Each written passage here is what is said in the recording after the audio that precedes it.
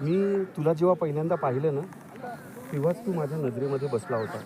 तेव्हाच मी ठरवलं होतं की माझी आणि तुझी संगत अतिशय रंगतदार होणार आहे. त्यासाठी मी तुला माझ्याजवळ घेतलं आणि तू माझासा होऊन गेला. मला वाटलं नव्हतं की आपली संगत इतकी रंगतदार बनेल. मी तुला दरम्यान त्राससुद्धा दिला.